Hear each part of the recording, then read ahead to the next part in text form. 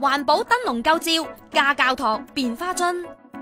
中秋最好睇嘅，除咗係又圓又大嘅月亮之外，一定係張燈結彩嘅畫面啊！今個中秋，千祈咪錯過林朝蔭師傅親手做嘅環保燈籠啊！林師傅嚟自台灣，最中意係喺大自然搜集唔同材料。佢會用野薑花嘅葉同莖，加水攪碎做紙張，曬乾之後就變成紙啦。呢啲粗糙嘅紙就係燈罩原料。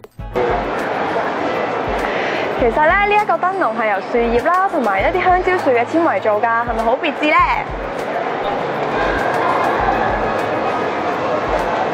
呢個燈籠係咪好靚呢？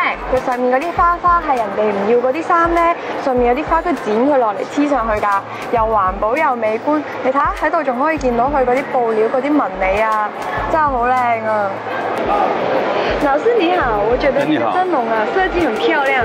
請問你是怎麼做的呢？因為這個我們燈籠是我們中國很傳統一個工藝，它使用很普遍。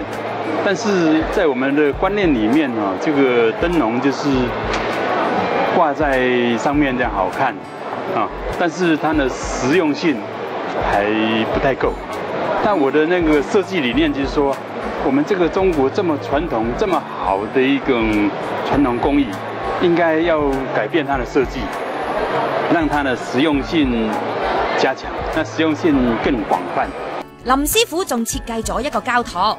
將膠托接上燈泡，再加埋燈罩，就可以用嚟家居照明。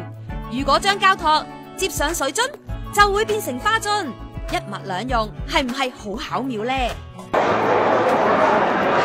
呢個花樽係咪望落去好似銅器呢？其實佢都係用紙做㗎，不過點解會變成咁呢？就係因為佢咧油咗一種叫做鍛造漆嘅顏料，所以望落去咧就咁似一個銅器啦。